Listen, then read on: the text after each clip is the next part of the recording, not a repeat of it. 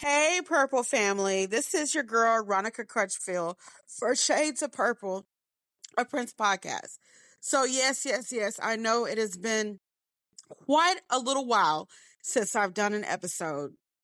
And as they like to say, life been lifing, but that's really no excuse. I have been to be quite honest with you, just been really busy. And I'm still busy with between work and now school because you guys, so check this out. So I'm getting ready to consider going to school for digital media production. And I think that it's a long time coming because I really want to try to build up my brand and build up the YouTube channel in particular.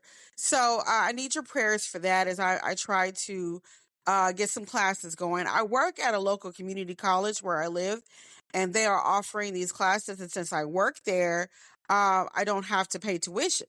So I'm going to try to enroll, if not this week, maybe the week after. Well, not enroll, but apply for admission because I actually have to go through the process of applying for admission and everything. So I'll keep you updated on that.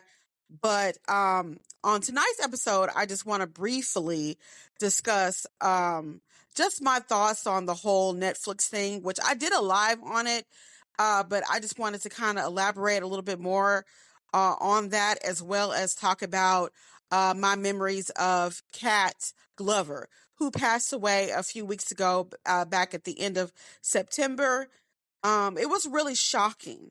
And because she was around Prince's age. She died.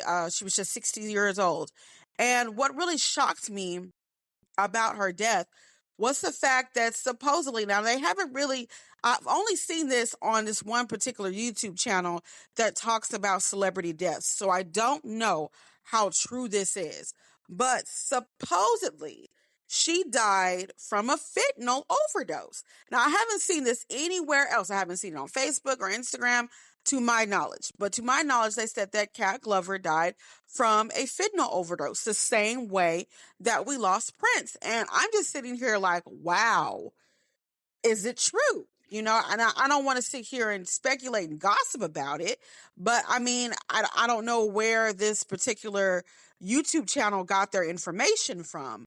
But if that is the case, that is really, really sad.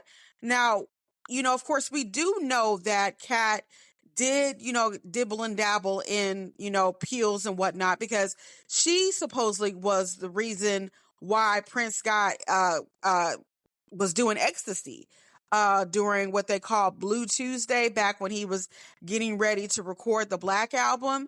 And then he had this really bad ecstasy trip. So supposedly he got the ecstasy from Kat.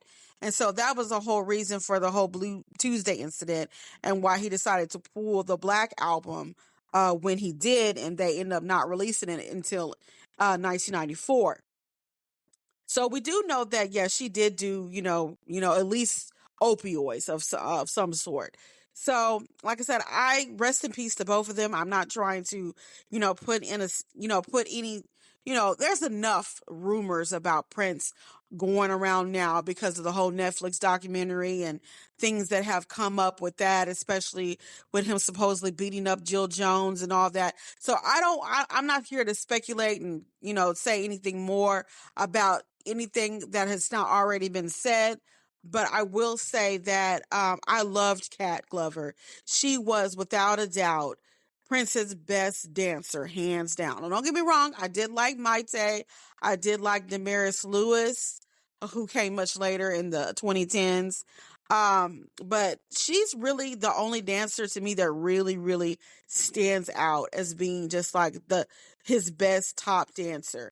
And I know that they met through actually this lady that was one of Prince's, I don't want to call her a side piece, but I guess you could say she was a side piece, because I think at this time he was still dating Susanna, I believe, or maybe they had just, off and on or whatever. But this Playboy playmate named Devin DeVasquez, who was briefly dating Prince. Anyway, so that's how Kat was friends with Devin. And so that's how they got introduced. And Kat said, they went to a nightclub one night, Devin and Prince and some more people, his whole entourage thing. And so she decided to get out on the dance floor and started dancing. And apparently Prince liked what he saw. And so he was like, well, Kat, with the when they play the next song, will you dance with me? And so I think Kat said that they danced to a Robert Palmer song, Simply Irresistible. He was really big back then, of course. And so they got out on the dance floor, and then once again, she was able to keep up with Prince, and Prince was just like, yeah, I got to have her. As far as like, I've got to, have her as my dancer. And so, they ended up, so she ended up working for him. And of course, she was his principal dancer on Sign of the Times and the Love Sexy tours. And sometime after that, like around the Batman era is when she kind of left out. But they had such wonderful chemistry on stage. Like right after I found out that she passed away, I actually went back and maybe within that same week or two after she passed, I watched the Sign of the Times concert film again because she was just so good in it. And like I said, their chemistry was off the chain. If you go also and look at the Love Sexy tour, which is also on YouTube, just the way that they just dance together. Like they had the chemistry that was just off, like I said, off the charts. And it always kind of speculated if they had ever, been romantically involved. And I know that Kat had been asked that on numerous occasions. And I think in one interview, she kind of hinted that maybe they were, because she said, oh, well, we're attracted to each other, but, it's just, we're just, professional. And so that made me think, okay, sure. Maybe. But then another instance that made me think that maybe they were a little bit more than friends was the time that Kat said when they were on stage during a performance. And of course, at this time, during the Sign of the Times era, Sheila E., the wonderful Sheila E., was Prince's drummer at the time. And so they would, get on stage and, perform, Beautiful Night. And, they would have their little Sheila and Kat, were doing their little dance numbers or whatever. And so, according to Kat, while they were dancing together, Sheila E. comes by and says, don't stop or stop messing with my man, talking about Prince. And so after, they were done, so maybe they were rehearsing or something. I can't remember the actual story, but if you go on to Michael Dean's podcast about Prince, this is where she's talking about it during that 3-hour interview that she had with Michael Dean. But anyway, so she says that after, they got off stage or whatever, she just goes and just tears up the dressing room because she's this pissed off. And I'm like, why are you this mad because of something that Sheila said? Like, if y'all are not together or you're not interested in Prince, what difference does it make if she feel like she's, claiming Prince and trying to, stamp out, her territory, make Prince like her property or something. Like, so I don't know if that was the reason why she was pissed off or because she really had feelings for Prince and she was like, bitch, fuck you. So, I mean, I don't know which one it was. So, at some point, Prince finds out about Sheila and, Kat having this little disagreement. And so he kind of he tells Kat to come to his dressing room. So Kat goes to the dressing room. And then Sheila is already in there. And so she almost left. Kat was like, oh, okay, I see what's going on. Y'all finna gang up on me. No, ma'am. No, sir. I'm finna leave. But Prince was like, no, come back. It's what's going on. And so Kat was like, well, she told me to back up off you. Because, it just really, made me mad. And so supposedly Prince looked at Sheila and said, Sheila, I'm not your man and I will never be your man. Something to that effect. And I'm like, whoa. So I don't know if he was just saying that because of Kat, like he was trying to front in front of Kat, because we all know that Prince and Sheila E. were involved romantically, sexually, all of that at this time. Like around the time of the Purple Rain tour was initially when their romantic relationship started. So this has been going on since 84, 85, at least with Sheila. So for him to say that in front of Kat, that was quite bold on Prince's part. But be that as it may, Cat was like, okay, cool, boom, I'm gone. So that kind of made me think, okay, because we know that, you know, Sheila has told some tall tales about her and Prince being allegedly engaged, which I don't believe is true. And Kat has said that it was not true as well. So there was, like I said, all in all, there was a lot of drama going on at that time between Kat and Sheila E. And I did notice that after Kat passed away, that Sheila did put out a little post about Kat passing, but she really didn't elaborate. You know, she didn't have like this long paragraph. Not saying that she had to have all that going on, but I did notice that she only said, hey, rest in peace, sis. And, you know, she kept it moving. You know, she really didn't have, you know, a whole lot to say. And I'm kind of thinking they probably were not still on the best of terms by the time, you know, Kat passed away, because there's a lot of people in Prince's camp that don't care for Sheila. And that all kind of came out when Apollonia kind of confronted Sheila E. back in 2020 around the 4th anniversary of Prince's death. But I've already covered that in another episode of the podcast, so you'll just have to check that out. But ever since then, ever since about 2020, there's been quite a few people, you know, that were in orbit around the Purple Rain time and a little after that have just not cared for Sheila E. at all. And then the stunt that she pulled this year during the celebration on Prince's birthday. Well, no, it wasn't during the celebration, because the celebration is normally during Prince's birthday. But this year they moved it down a couple of weeks to commemorate the 40th anniversary of Purple Rain. But, you know, she came to Paisley Park on June 7th, Prince's birthday, and was wanting to go live in one of the studios because she wanted to promote a concert that she had going on. And the people at Paisley Park was like, no, you didn't tell us ahead of time. No, you can't. We got tours going on. I mean, June 7th is the busiest day at Paisley Park. I mean, because it's Prince's birthday. Hello.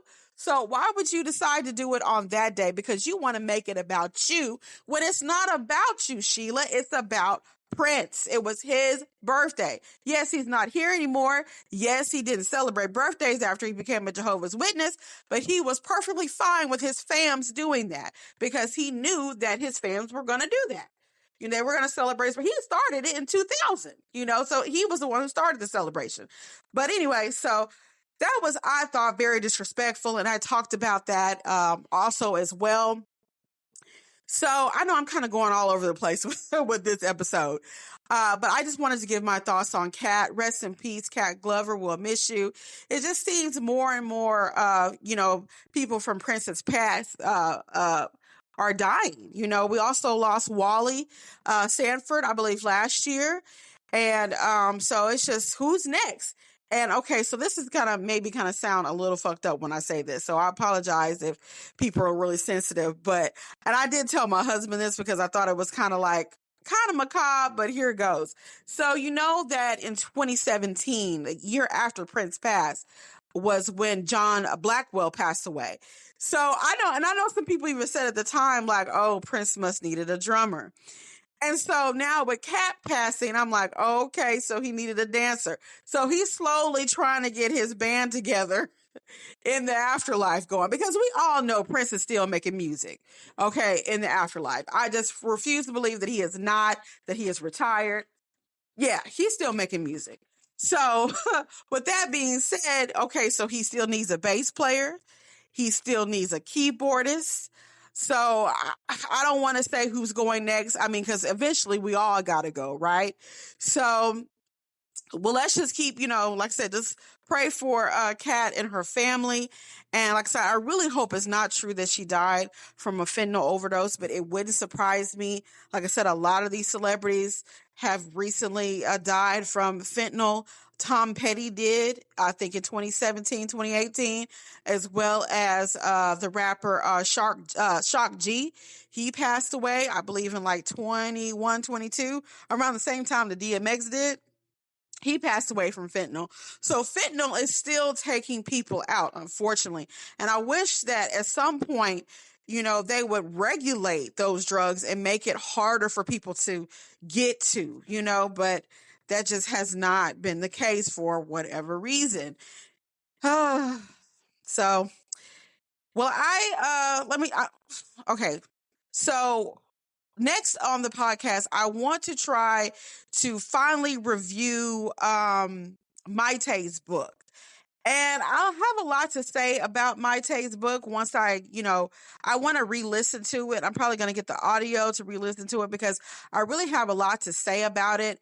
I did do an episode, if you haven't checked it out. It was it was kind of short, kind of like this one will probably be, about Prince. Is he a pervert or is he a pedophile or I'm sorry, a pedophile, as they say, make it politically correct, about his relationship with Maite prior to their marriage. And it was only about 11 minutes because there's just no proof that any wrongdoing was done by Prince. There's just nothing there. It's a big nothing burger that people constantly try to make into something.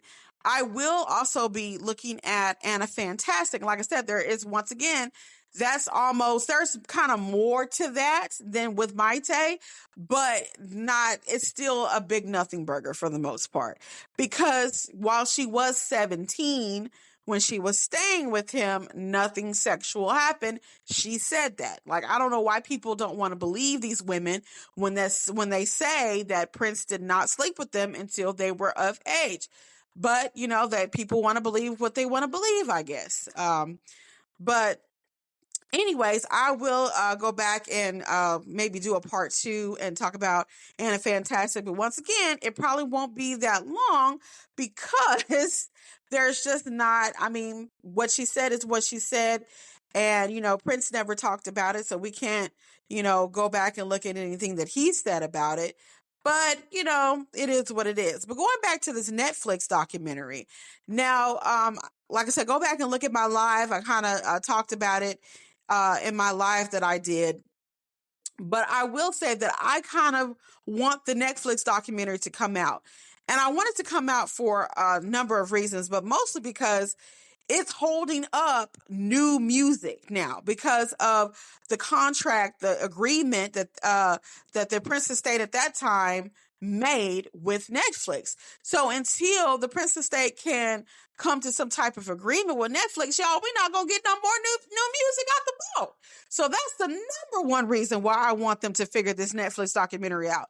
And for 2, I just want to see it because just based on what I have seen, there's another YouTube video that came out recently about these 2 guys that they saw, the documentary as well as the New York Times article. Like, it makes me really want to see it. And we've all known that Prince was never a saint. Nobody is, And I think that had Prince been alive, he definitely wouldn't have not wanted it out. So, thinking about, what Prince would have wanted, we can say all day what Prince would have wanted, but he's not here. He didn't leave a will. He didn't tell us what he wanted. So, we can only just speculate. But Prince was a very, very private person. So I am kind of torn about it. But because I love Prince so much and I want to, learn as much about him as possible, just like, all of us, Purple family, I really want to see it. And I really hope they put it out, whether it's 9 hours or whether it's 6 hours, however long they want it to be. I want it to come out. And I really feel like, some of the darker stuff that went on, I really don't think that it's going to ruin his reputation that much. Because if Michael Jackson's reputation can recover and he was accused of molestation, which we know was not true, I feel like anything that they accused Prince of, yeah, that's just water off a duck's back, as the old folks would say at this point. And I'm not condoning anything that he did, especially any violence against women or anything like that. But, it is what it is. Like I said, he's not here to defend that anymore. He's not here to speak on it. And so, that opens up the door for, whatever else, of more people coming forward about abuse claims and things like that. And that is a risk that maybe the estate doesn't want to take because at the end of the day, the estate also has to look at their bottom line, which is the money. They don't want to stop the money. And I know LL, as I call him, LL Londell McMillan, one of the lawyers over the Prince estate, on at least half of the Prince estate anyway, he is about that money. Him and Charles Spicer are not about to have their gravy train stopped for no reason whatsoever. Netflix be damned, okay? I am curious though, have anybody heard about what's going on with the musical that's supposed to be coming out, the Purple Rain musical that's supposed to be coming out yeah, I think next year. Not much has been said about it since they said that, you could do a preview at the celebration, but nobody really talked about it. But what has been buzzing lately, since we're kind of doing like a Prince news, I guess you could call this episode. The Airbnb, a lot of celebrities have been coming to the Airbnb, the Purple Rain House Airbnb. I put on the Facebook page about Kelly Rowland, who is my husband's crush. She was recently at the Purple Rain House, as well as some other celebrities that have kind of dropped by and took pictures, and the pictures look absolutely gorgeous. I would love to have went there, and $7 a night, like you can't beat that. But I know it was like a contest that was hosted by Wendy and Lisa, and I think, I don't know, have if you signed up for that, let me know in the comments and let me know how the process was, because I'm kind of curious. Of course I was up there in August, and they were just, they were still working on the Airbnb when me and my husband were there in August. So we didn't even try to go by, because this lady that was in our tour group at Paisley Park, she's like, yeah, don't even bother. They got a fenced up and you can't really see anything. I was like, okay. But definitely when I go back up there, I plan to try to go to the celebration in 2026, which will be the 10th year anniversary of his death. I want to try to get back up there then, and definitely go to the Purple Rain House. But I mean, it looks like they put some money into that little bitty house. And so Prince supposedly bought the house in 2016, right before his death. And so the Prince estate actually owns the house. And so they were able to, put some money into it and just make it look absolutely wonderful. And so I would love to spend the night there. I know you would too, but anybody who has applied, and hopefully maybe even the person that who got it, maybe they could come on the show. And that's another thing too, before I end this episode. If you want to come on, and I've done this before on other episodes, but nobody is taking me up on it, and that kind of makes me sad.